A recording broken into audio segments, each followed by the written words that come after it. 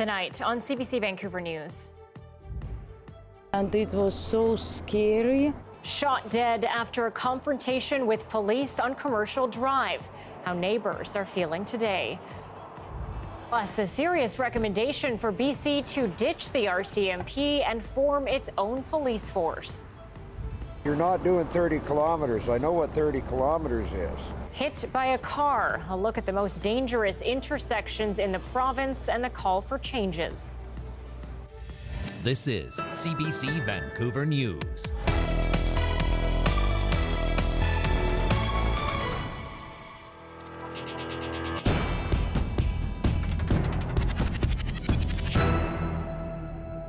Good evening and thanks for joining us. I'm Anita Bathe. We begin tonight with breaking news. The BC Muslim Association is calling on police to investigate what they feel is a hate crime, following an incident they say has them gravely concerned. In a release shared in the last hour, they describe how they feel people were intimidated outside a Surrey mosque. As Ramadan worshippers were exiting evening prayers wearing traditional clothing, a vehicle sped up to the worshippers. A substance was thrown at individuals from the car. The car sped away, but then returned and repeatedly feigned trying to run them over. CBC has confirmed this happened last night at the Surrey Jamia Masjid, located at 124th Street and 72nd Avenue, not far from Scott Road. CBC is reaching out to the RCMP in Surrey and will bring you more information as this story develops. And to Vancouver now, where a twilight shooting on Commercial Drive has rocked the dense neighborhood. It happened last night after officers got to the scene of an alleged assault. The drive was bustling at the time, and many people ended up locked inside their homes and businesses for hours. As Michelle Gassoub reports, there's now an investigation into why the police interaction became so deadly. John Cosrud was playing a gig with his jazz band at Commercial's Tangent Cafe at the time of the shooting. The band momentarily played on, unaware of what was happening just a few lots down. And then we started seeing cops with rifles and night vision helmets, and we realized, oh, this is something different. Around 8:30, officers were called to a building at Commercial and 5th Avenue after an alleged assault inside an apartment. There was an altercation, an exchange of gunfire, and a man in his 40s was shot dead. He died at the scene. Residents and people who were in the businesses around this area last night were locked down for at least 2 to 3 hours, and the people who live in the building where the shooting happened still haven't been allowed back inside their apartments. The lockdown unsettling for those stuck inside businesses and homes near the scene. My girlfriend was more nervous than anything. She goes, get away from the window, because you just don't know what's going on. And it was so scary because it was so loud, and not one, just many.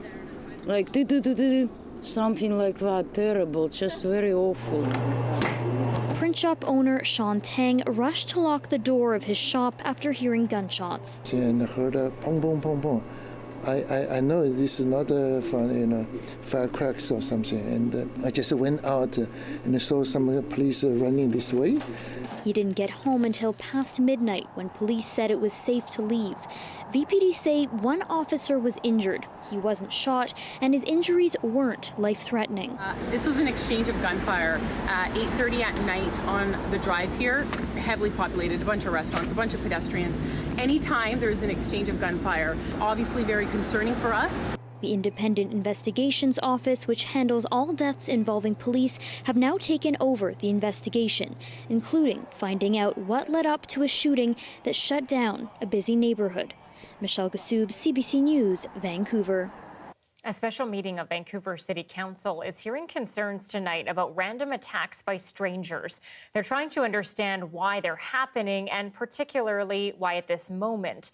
As Lindsay Duncombe reports, identifying the problem is one thing, but finding a solution is proving to be much more of a challenge. This unknown male pulled a knife and threatened to slash the complainant. Police in Vancouver say calls like this are constant. People should be able to walk around their city at any time of day with their headphones on, go for a run, walk alone at night without being concerned that somebody's going to come out of the dark and attack them for no apparent reason. Sergeant Steve Addison is pointing to places where people have been attacked by strangers. I'm just going to take you to the Tim Hortons here where we had In January, a 25-year-old man was stabbed here. from out of nowhere, blitzed from behind, stabbed multiple times in the upper body by a suspect who didn't know, had no prior interaction with. The suspect was arrested and charged. The victim will recover. Police have released videos of several incidents that police say show other random attacks. This woman was pushed in the middle of the day. This happened at a busy SkyTrain station. Vancouver police estimate there are on average 4 attacks by strangers every day, based on a review of assault data from September 2020 to August 2021. It's the first time that analysis has been done, so there's no direct comparison to previous years. A common thread in a lot of these cases is mental illness, sadly. This psychiatrist treats mentally ill people accused of crimes. He says many of them haven't had access to treatment, in part because of the pandemic, and many use street drugs, including amphetamines, that intensify their symptoms. They're now getting amped up and agitated, and that has increased significantly. People who work with the most vulnerable worry the police are exaggerating the danger. So the problem has gotten worse. But the police response is not going to be the answer out of it. On that, police seem to agree. Yeah, we got to get a grip on it. It's not just a policing issue. It's a complex issue that's going to require work by multiple levels of government, multiple partners to address. And solutions won't be simple. Lindsay Duncombe, CBC News, Vancouver. And some massive changes are being recommended on how we are policed in this province. A committee of MLAs from all parties now says BC should stop using the RCMP and create its own provincial police force. Dan Burrett joins us live with more on this. Dan, these are familiar suggestions. Back to the future, Anita. BC used to have a provincial police force from about 1858 until it was abolished in 1950 and replaced with the RCMP. The Mounties police most communities in BC outside of some large cities, but this all-party committee says it's time to change that. It recommends BC establish a provincial police force, saying the contract with the RCMP presents some very big challenges. It's very difficult for British Columbia to control or to have any real input into the management of resources and the management of, not only the management of resources, but also the training and the governance issues around policing. Another major recommendation, regional policing, where it makes sense. We've heard this before. And not allowing mayors to serve as the head of police boards. Regional policing has been touted for decades by experts, committees, and the head of BC's inquiry into missing and murdered Indigenous women and girls. Women were being picked up from the downtown east side of Vancouver, a jurisdiction that was being policed by the Vancouver Police, and they were taken to Port Coquitlam, where they were murdered. And of course, Port Coquitlam is policed by the RCMP, and the two agencies were not sharing information.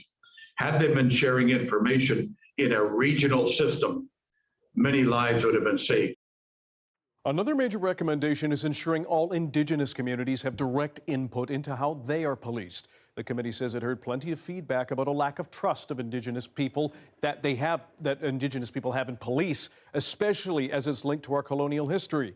Grand Chief Stuart Phillip with the Union of BC Indian Chiefs says it's time for the Mounties to head back to Ottawa and for local, provincial, and Indigenous leaders here to work together to build a provincial force that will serve the diverse interests that are clearly evident here in the province of British Columbia, that will respect the cultural diversity in the province of British Columbia, and will be more community-based than the distant RCMP headquarters, so to speak. Dan, these would be monumental changes. What does the RCMP have to say about all of this? In a statement, the force says it will take its time to fully analyze and review the committee's recommendations. Deputy Commissioner Dwayne McDonald, the commanding officer of the BC RCMP, notes the Mounties have a contract with the province until 2032 and says they have a complex role here as they police at the local, provincial, and federal level. They insist they are working to modernize and enhance policing, but big changes the province must consider based on these recommendations, and there are plenty of them. Anita. Big indeed. Dan Burrett live tonight. Thank you. Vancouver's downtown east side is home to some of the most dangerous intersections in British Columbia for pedestrian and car crashes. A densely populated neighborhood with packed streets. And as Joel Ballard reports, residents and advocates say more needs to be done to keep their community safe. It's not uncommon in the downtown east side to see people get hit by a vehicle. I lost a couple of friends to it, so for sure.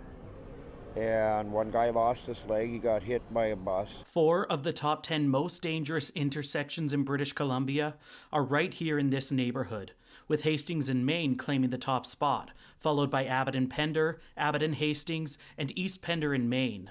And just outside of the top 10, more nearby intersections. I've almost been hit down here on Pender and Gore, and a guy pulled me back, and it was just somebody that didn't see me. It's a dynamic residential neighborhood, but it also serves as a vital arterial into downtown Vancouver.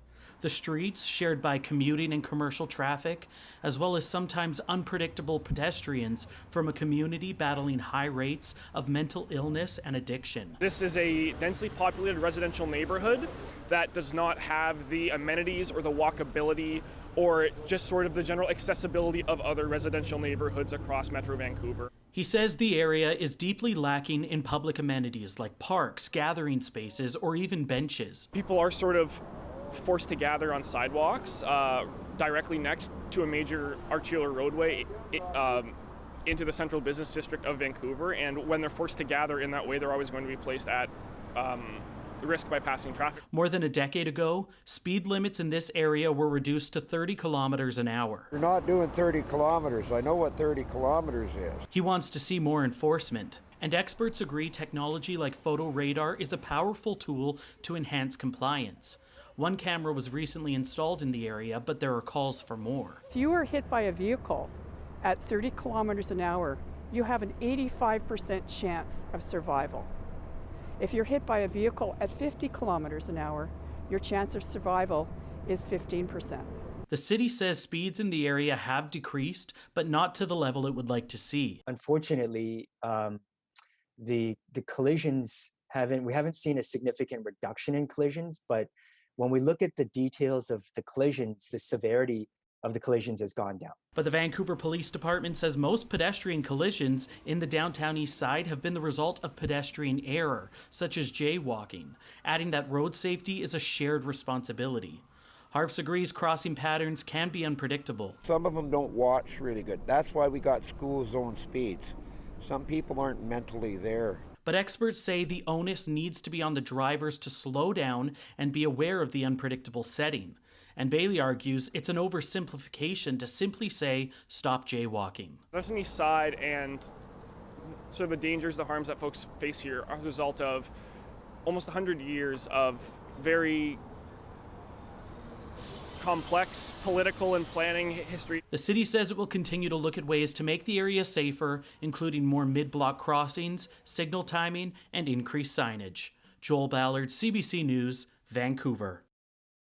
An art dealer from Vancouver Island is under investigation after Saanich police seized tens of millions of dollars worth of fine artwork from several storage sites. This gallery unexpectedly closed its doors after being entrusted with valuable paintings, including 3 by Emily Carr and a watercolor by David Blackwood. Police say that led to an investigation, and officers came upon more than 1,000 pieces of art worth tens of millions of dollars. The dealer is awaiting possible fraud charges the police will recommend to the Crown.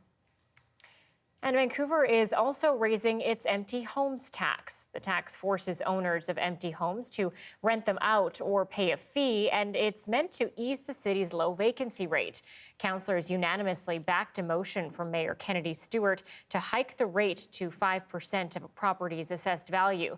It'll come into effect next year. Mayor Stewart says boosting the tax from 3% is a big blow to housing speculators. Well, a federal Senate committee has launched a new study looking at the impact of the 2021 BC floods. It will look at the agriculture sector and Ottawa's response to the extreme weather event. Today, senators heard from multiple witnesses, including representatives from Public Safety Canada and Farm Credit Canada. Also speaking at the meeting was Abbotsford Mayor Henry Braun. He told the committee his region needs action and money. There's a lot of farmers that are asking me, who is going to do what we should have been doing 30 years ago to protect our investments on that prairie? The federal government has promised $5 billion to help communities devastated by last year's flooding and wildfires. Even with funding, Mayor Braun has said repairs and infrastructure upgrades could take up to 5 years to complete. Well, conservationists are campaigning to have protections for bear dens legislated in BC. They're already protected in places like Haida Gwaii, but the dens are threatened by logging in other parts of the province. The Sierra Club of BC, lawyers, biologists, and tourism operators are behind the campaign. The group points out that bears are a keystone species, and losing them would mean losing other species. The dens are often made in large old-growth trees or logs, so protecting old-growth forests is a factor. The proposed rules are that we require that companies do surveys and train all of their staff to recognize bear dens and respect the bear dens and put in those minimal protections around bear dens. Conservationists say a change to the BC Wildlife Act could protect the dens the same way birds' nests are protected. A spokesperson with the Forests Ministry ignored questions from CBC News about amending the act, but said den monitoring projects are underway.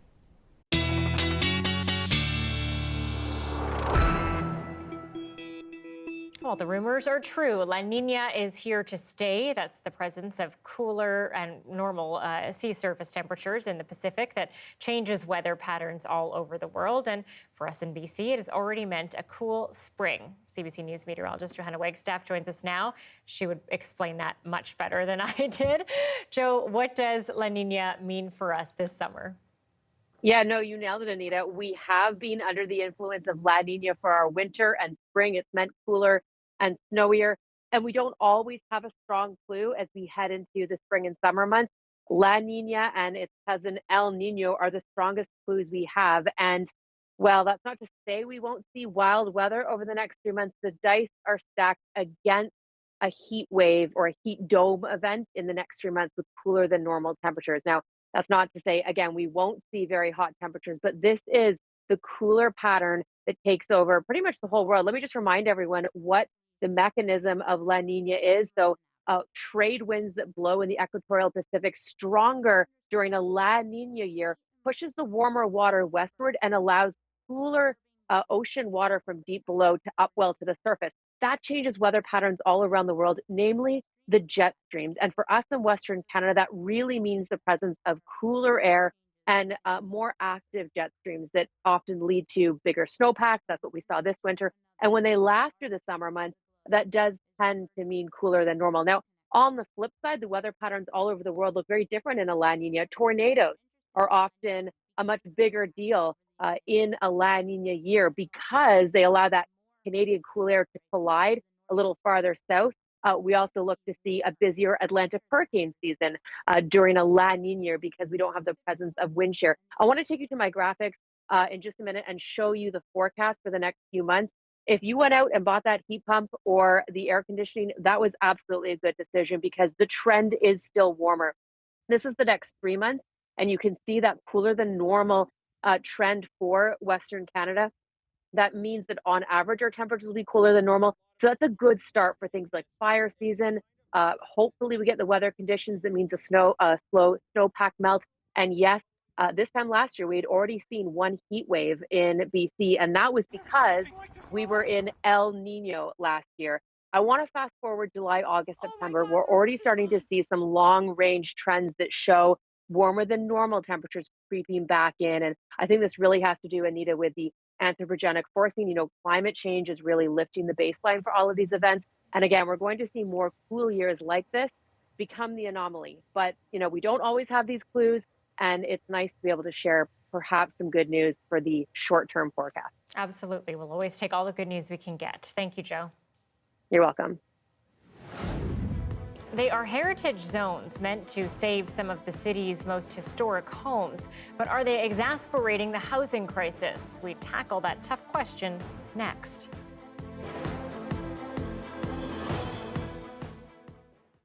Thanks for staying with us during our commercial-free live stream. We only have to drive or bike down the streets of Montreal to know potholes are a big problem. Now, the city says it's boosting its budget to fix the issue, but as Kwabena Aduro reports, some say money isn't the answer. When you are driving on Montreal roads, you are likely trying to avoid potholes. And if you can't avoid them, you are driving over them. There was an area of Sherbrooke today, down around Olympic Park, that wasn't much fun. Actually, we got off the street and went onto a side street, and I can't remember which one we came out on, but it was a little bit better at least because it was getting pretty bad down there. Looking at these potholes just brings back memories for this retired mechanic. Gilles Junior Langlois says in the spring, 10% of the job is fixing pothole damage. Wheel bearings is one of the major issues caused by potholes when you hit a hole hard, especially if you're turning into it. It damages the bearing, obviously a lot of tires, a lot of rims. The City of Montreal will present a motion to increase the budget to fix potholes by nearly $500,000, an increase of almost 15% compared to the initial value. Despite the increase, the city doesn't expect to be able to do the whole territory. It will cover around 85% of it. Langlois says until this happens, he recommends people drive slower over potholes. On top of that, I recommend strongly that people keep a safer driving distance, which I tend to do, so I have time to see the hole and avoid it. Even when you're walking on some side streets, you will notice potholes like this one. And this issue has drivers not even wanting to drive in the city. So if you're driving and you hit a pothole and you're gonna have to pay to fix your car, or you hit the bottom or whatever it is, I think that factors in just in maintenance costs for your car. It's hard on your vehicle, so it's extra money out of your pocket. For others, it's more about their own safety. I was driving and then I saw a puddle. I honestly wasn't expecting that it was going to be that deep. I passed on it and then I hit my head with the roof of the car. So it was a bit of a crazy experience. As summer approaches, drivers, cyclists, and mechanics are hoping the city will make the roads a little more safe this year, so they can enjoy their travels without worrying about the damage to cars or even bikes. Kwabena Aduro, CBC News, Montreal.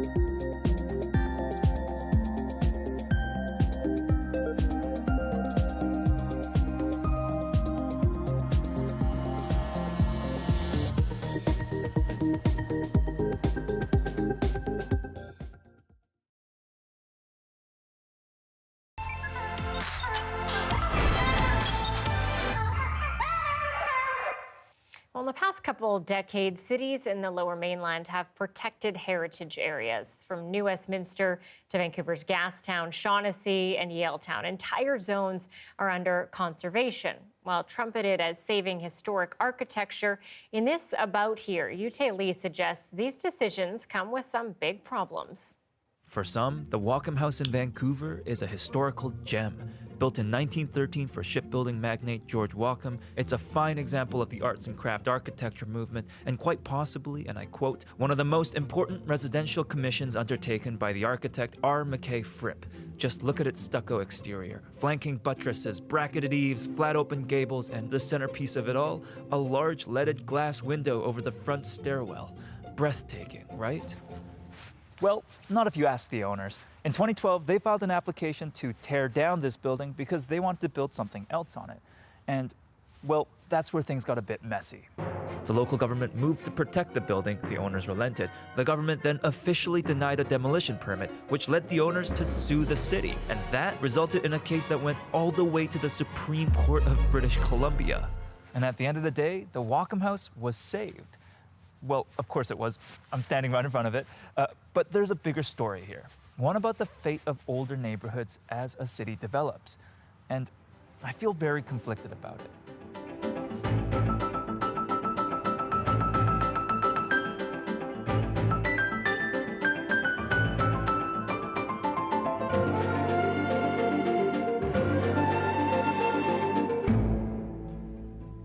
The struggle over the fate of the Wacom House is part of a much larger story unfolding across the country. As cities grow, old neighborhoods often face pressure to redevelop, and there's a big debate on how we should protect the history within these places. In the case of the Wacom House, it's part of a historic neighborhood called First Shaughnessy, a community that dates back to the early 1900s. It was built by the Canadian Pacific Railway Company, who intended it to be an exclusive neighborhood of mansions for the city's elites. Today, it's filled with well-preserved homes that serve as some of the best examples of the architecture of that era. Styles like Craftsman, Tudor Revival, Queen Anne Revival, Colonial Revival, Neoclassical Revival, and of course, English arts and crafts. But First Shaughnessy is also in the heart of Vancouver, and its central location means that there is a ton of pressure to tear down these old homes and replace them with newer and denser buildings. So what do? Well, in Shaughnessy's case, the local government ultimately protected this neighborhood by law. In 2015, it was designated a heritage conservation area, and with those new rules, homeowners were no longer allowed to demolish their buildings. The Craftsman, Tudor Revival, Queen Anne Revival, Colonial Revival. Shaughnessy's case is representative of a much larger trend. In the last couple decades, heritage conservation areas have popped up all over Canada, like Armstrong's Point in Winnipeg, Rosedale in Toronto, or Westmount in Edmonton, to name a few. These are areas that have been protected by law, where it is illegal to tear down buildings and replace them. That makes the Heritage Conservation Area, or District, a very powerful tool for heritage protection. Instead of saving one building at a time from the wrecking ball, you can protect the entire neighborhood. But here's the problem with that. If we put aside the heritage factor for a minute, protecting a neighborhood in the middle of a city is kind of bizarre. In the case of First Shaughnessy, the neighborhood is a 30-minute walk from downtown Vancouver, a city with a housing crisis. Obviously, lots of people would live here if there was more housing available. But protecting the character of this neighborhood prevents that from happening, and you can see that in the population.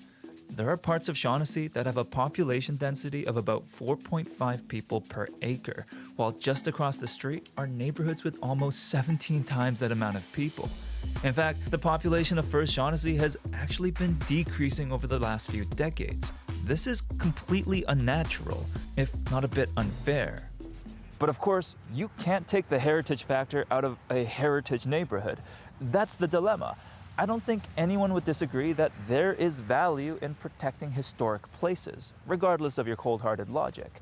But this is where things get tricky, because if you really think about it, what makes a place worth protecting?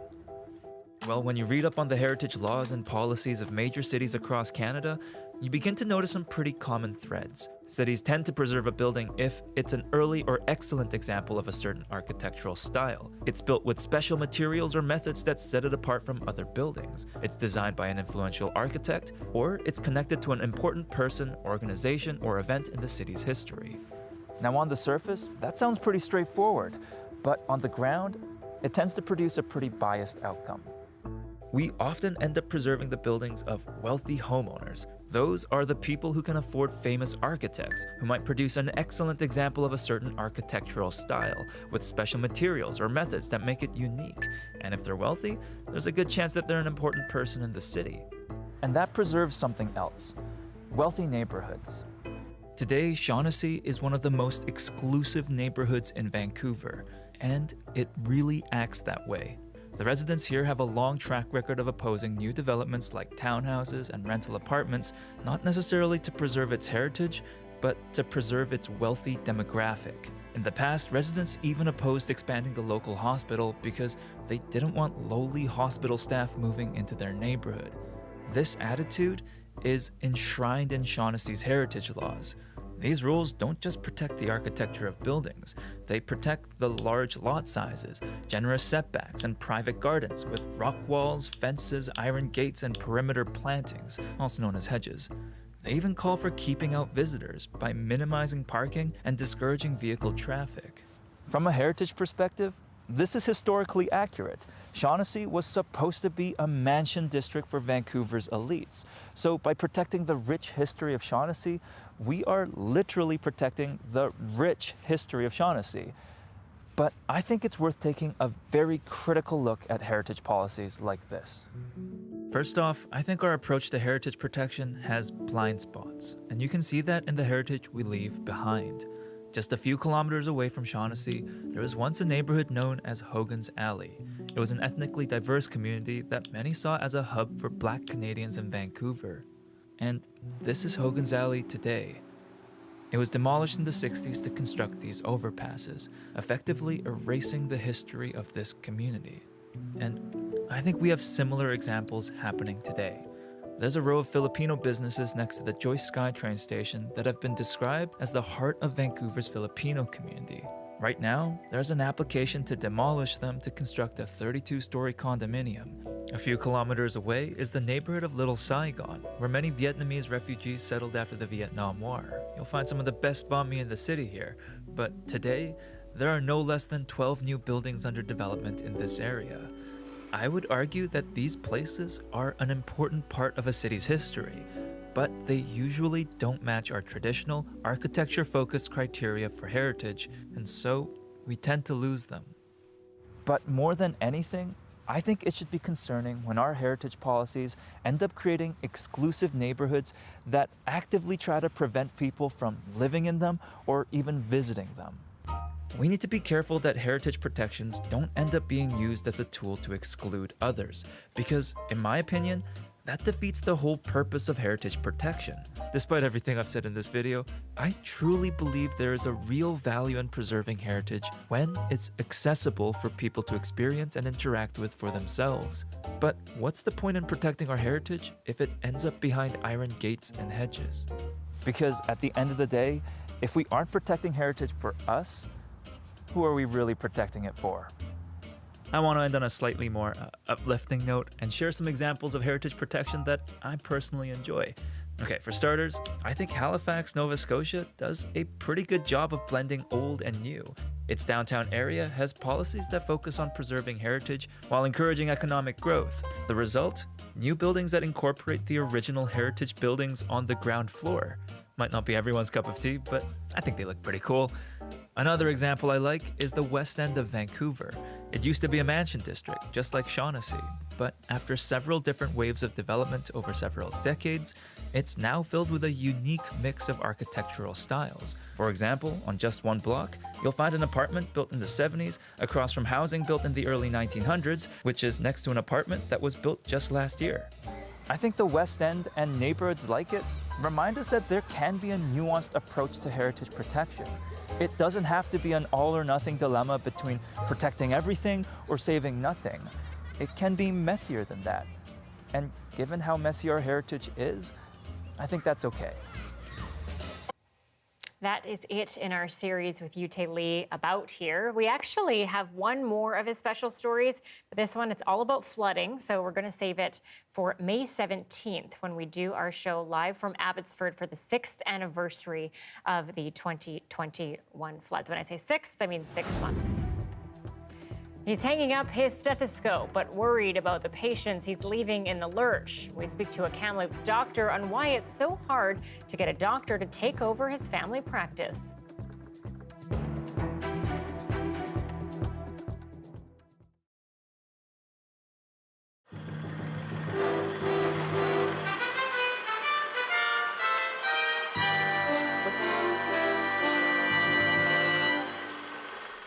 I think it looks strange.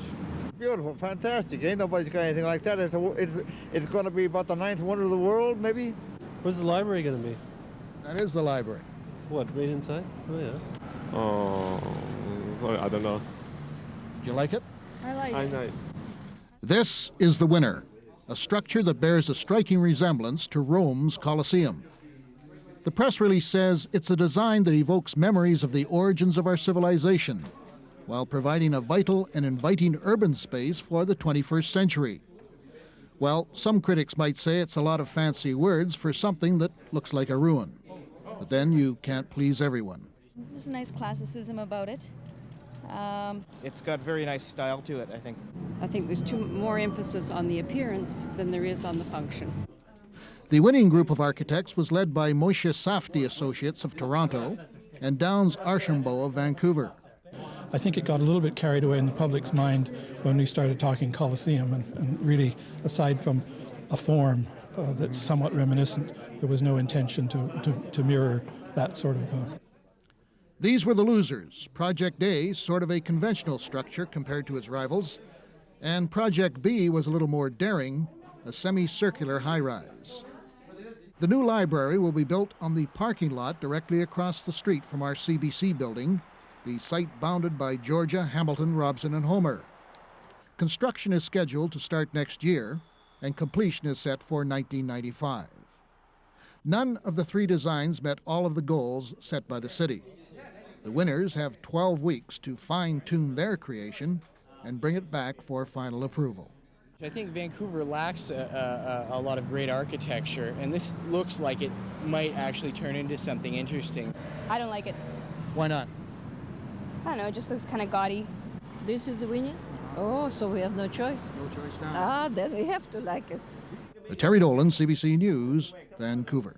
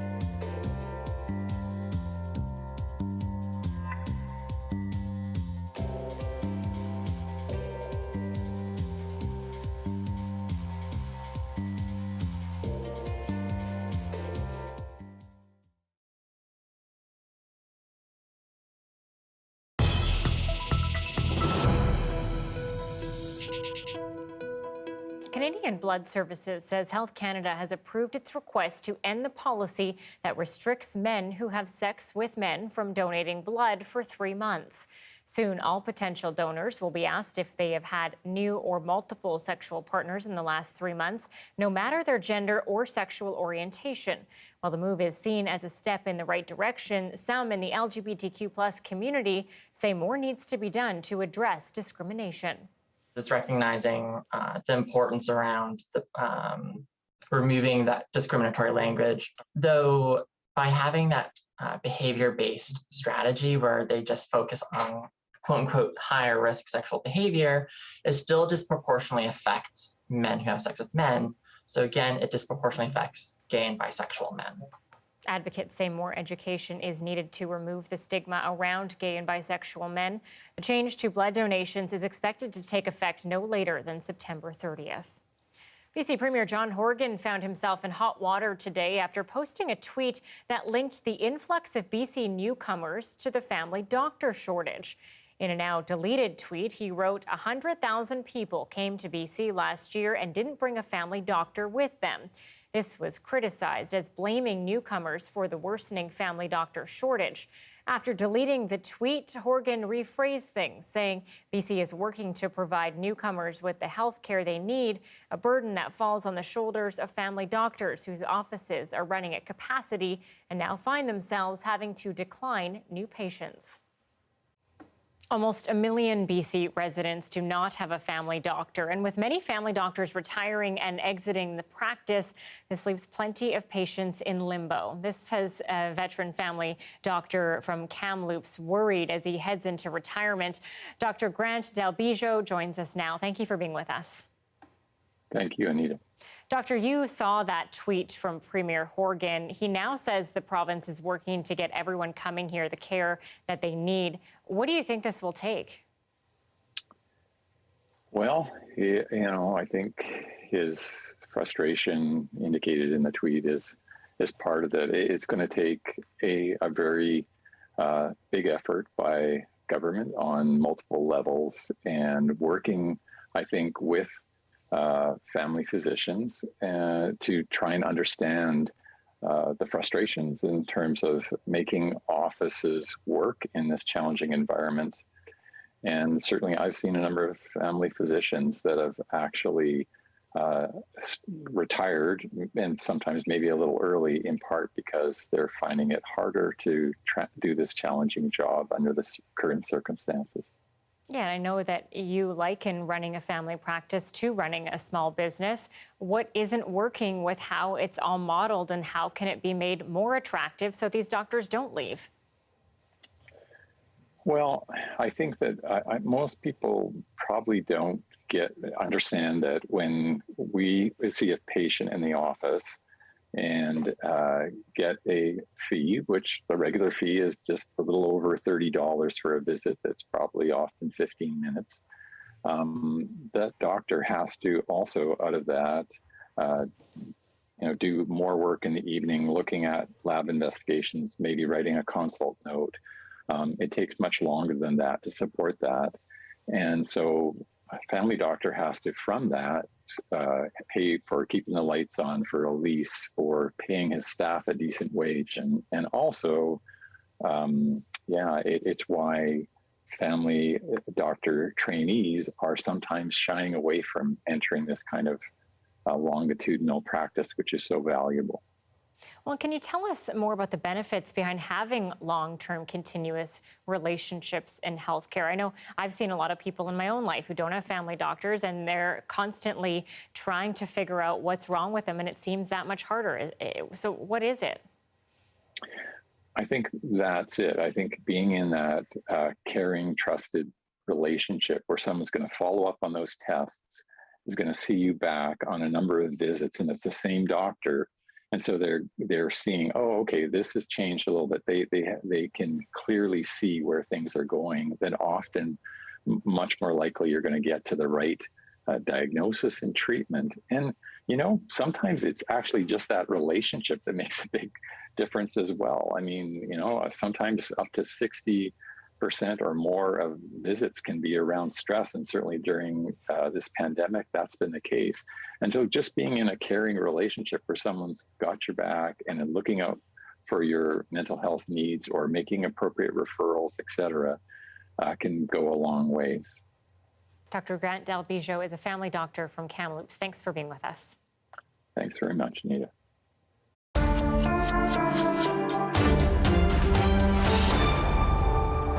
Russian forces have launched a new attack on the Ukrainian capital, Kyiv.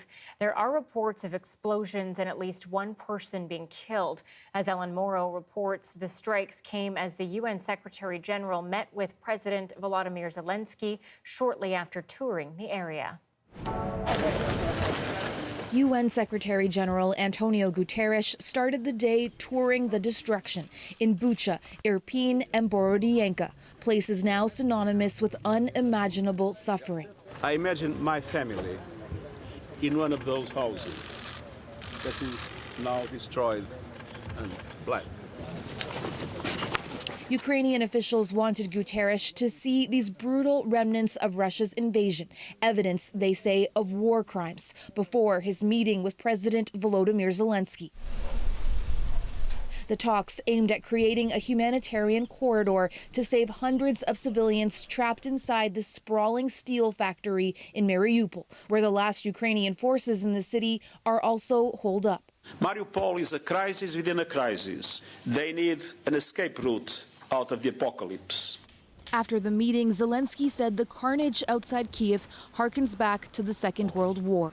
It's important that the Secretary General has had a chance to witness the crimes committed against the Ukrainian people, Zelensky says. The meeting comes with Russian rhetoric and actions ratcheting up, cutting off gas supplies to Poland and Bulgaria, and ominous words from Vladimir Putin, threatening lightning-fast retaliation against countries that intervene in Ukraine. Undeterred, NATO Secretary General Jens Stoltenberg says the alliance is ready to support Ukraine for as long as it takes. There is absolutely the possibility that this war will drag on and last for months and years. The longer it goes on, the more Ukrainians will suffer. It's scary. It's so painful. When it's dark, we're in fear. Just minutes after the press conference with Guterres and Zelensky was over, there was a Russian missile strike, 2 explosions in the heart of Kyiv as the UN Secretary General remained in the city. A reminder that nowhere in this country is safe. Ellen Morrow, CBC News, Kyiv. Millions of Indians are struggling to keep cool as the nation is under a blanket of heat. Historic temperatures are baking the region, and with climate change, they're set to happen more frequently. We'll take you there next. At 6:44, a live look tonight at Victoria. The sun has been out today, but it's been downright chilly. Any warmth in the forecast? Johanna will tell us coming up.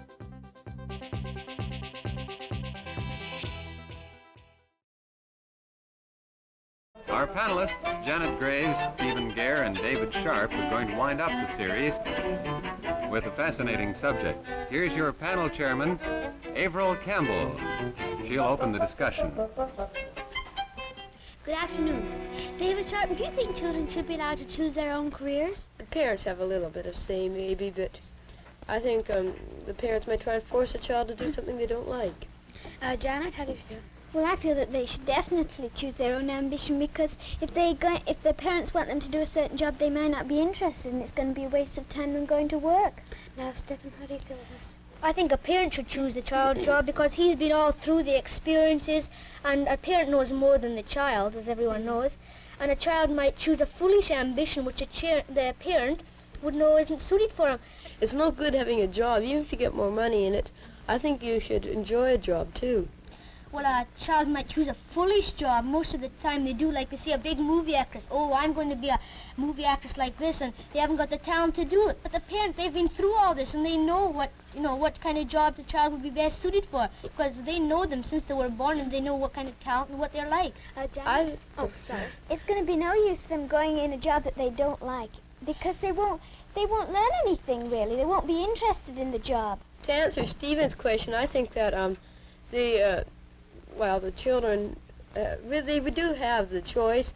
If they look at a movie actress, they see, oh, I'm going to be a movie actress. Well, I think if the child's going to be so stupid just to jump to a conclusion like that, he's not going to do any good in it anyways. I think a child who wants to get a good job will look through all of them, decide them.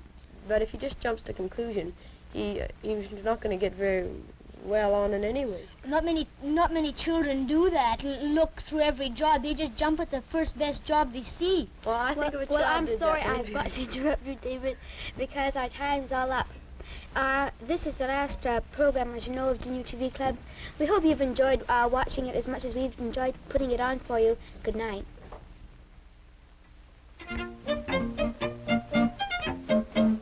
We hope you have enjoyed Junior Television Club. Here are the names of some of the people who've worked on this program. George Zuckerman was the musical director.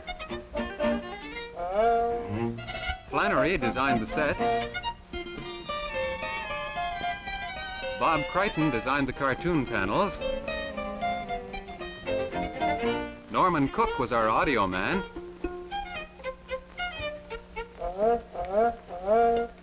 Andy Martins was our video man. Jim Ellis was in charge of the lighting.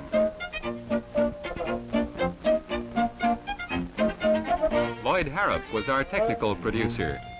And last but not least, our producer today was Jorn Winther.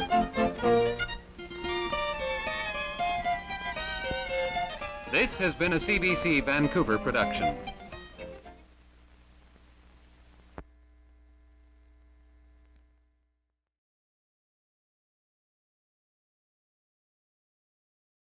In the year 2050, how will BC look?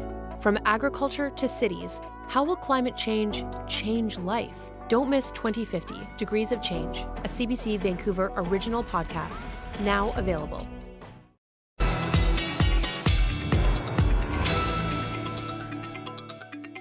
Large parts of India remain in the grip of a punishing heat wave, and little relief is in sight. Temperatures in some places have hit 44 degrees Celsius, and electricity is in short supply. Industries have been hit with scheduled power outages, and those who have to work face the serious risk of heat stroke. In rural areas, there is little access to air conditioning or other ways to deal with the heat. Some schools started summer holidays early. Temperatures aren't expected to drop until Sunday, and even then, only slightly. Let's bring in meteorologist Johanna Wagstaffe now. Jo, I know you've been watching this extreme heat in India. What's catching your attention tonight? Yeah, Anita, I wanted to actually show you the current temperatures right now across India and Pakistan. I've got them here on the weather map. This is the temperature is right now, not even factoring in humidity. This is in the 7 o'clock hour. This is what is normally the coolest part of the day for this region. And you can see temperatures still in the low 30s, high 20s. This is why so many people across the region have said after 10 a.m., there's not much they can do. Most of their work they're trying to get done through the overnight. And this is definitely part of the world where we expect to see these extreme heat waves continue in intensity and frequency. Taking you back to our neck of the woods, a very different story. Current temperatures right now, 11 at YVR, 12 out towards Abbotsford. This has basically been our weather story for the past week. That upper level low has sort of broken up into two centers of rotation. We're still seeing heavy snow in the northeast tonight. Snowfall warnings in place for the upper Peace. Fort Nelson, 10 to 20 centimeters. Will be close to your totals. You might even see closer to 25. Another couple centimeters tomorrow before the snow finally eases. This is a look at the snowfall forecast for the next 24 hours. You could see some 5 to 10 centimeter bullseyes in the northeast and accumulated our snowpack down across the south as well, thanks to the cooler air at alpine levels. Okay, here's the next system that will approach tomorrow night. So we get by with another mix of sun and cloud with showers for tomorrow. This next low pressure system will bring the rain tomorrow evening, and it really sweeps out that circulation we've been dealing with all week. It means a rainy start to the weekend, but it's a fast moving low, and it opens the door to a little high pressure system that'll be our story for Sunday. Sunday looking sunny and warm. Tomorrow we're seeing that sunshine, 17 in Kelowna. That will be a 22 by the time we hit Sunday, but lots of sunshine, 11 in through Prince Rupert. You've had a nice run. Helps to be close to the center of rotation sometimes. 13 for Saturday, but then quite the jump up as we head into Sunday. Looks like the rain returns Monday. It's a bit of a mixed bag next week. Seeing some sunshine, but also some unsettled weather. I don't think it's one of those rotating lows, so we're not looking at the risk of hail. It's more a series of lows tracks in for next week. But Anita, one more cool one, and then at least we'll feel the warmth or the seasonal warmth for the weekend. Okay, thanks, Jo. You're welcome. It was a chilly spring for Vancouver Island, which isn't that unusual, but it's left the local bee population a bit drowsy, delaying honey production and pollination. A slow start to the spring has kept honeybees stuck at the starting line, and if it's too cold, they won't leave their hive and could starve. Some beekeepers have already lost hives. They can't produce honey if they can't get the nectar, and if the trees and the plant life are not producing that nectar because it's cool, then everything gets delayed. According to provincial data, Vancouver Island was the third largest honey-producing region in BC, creating more than 240,000 kilograms last year. Local beekeepers are still hoping for a sweet season. After the break, thinking outside the box, we'll tell you why these shipping containers in New Brunswick have been refurbished.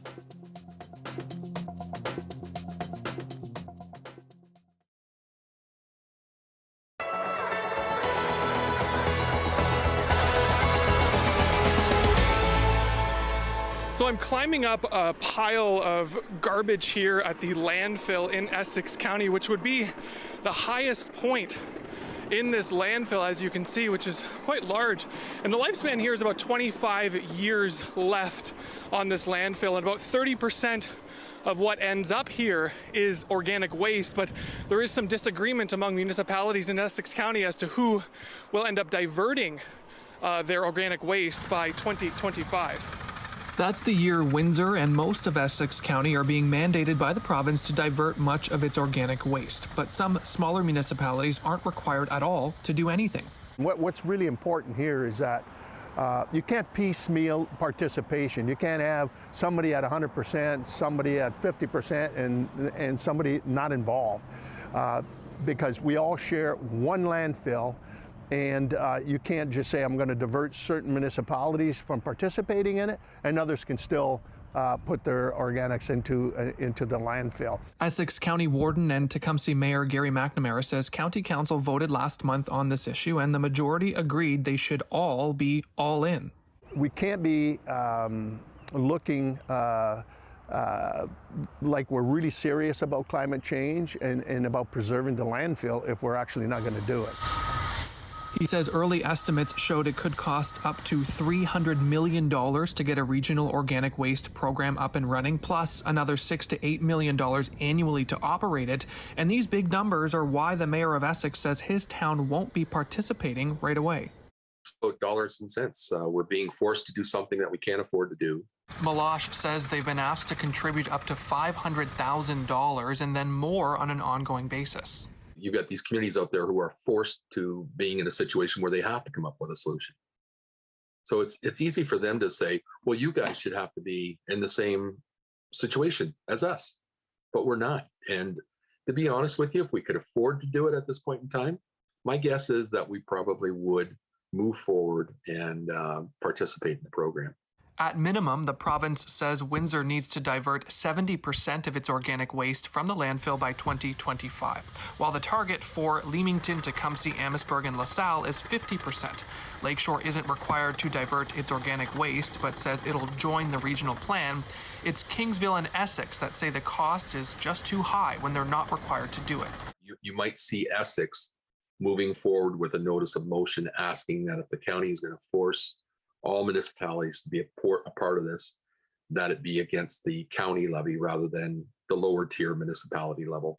Even though there's a bit of conflict now, there's talk the province will ban all organics from the landfill in the future, forcing everyone to take action sooner or later. Jason Vio, CBC News, Windsor.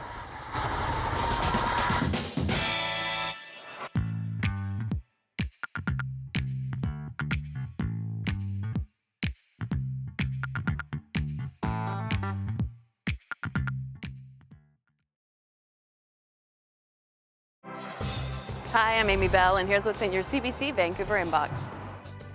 After 7 weeks of online voting and eliminations, the search for BC's best small town is coming to a close. Tune in to the early edition on April 29th to find out who will be crowned BC's best small town. And enjoy the very best of choral music and heavenly harmonies with Corleone on May 12th and 13th. Get tickets and learn more about this special performance at corleone.org.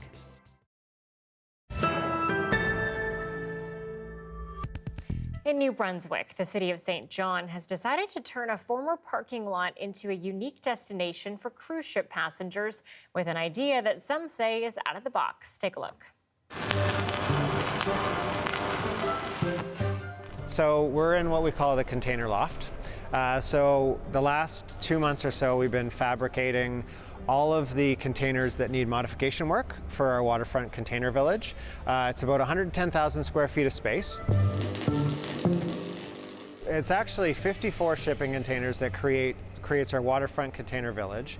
A sort of cross-section between modified containers that will house kind of retailers and service providers, vendors, within like a bit of a market type environment, coupled with a stage and like a waterfront viewing area, container bar. Shipping containers have kind of created a reputation for themselves as being useful for like tons of different purposes, and everything from low-cost housing to storage to kind of anything that you can really think of. So there would be precedent for pop-up retail locations and you know, how we do the electrical and the plumbing and all those kind of things through the containers. But at the same time, we've done an awful lot of due diligence and engineering work on, you know, understanding the site where we're going on Long Wharf, coupled with the fact that we're right by the St. John Harbor.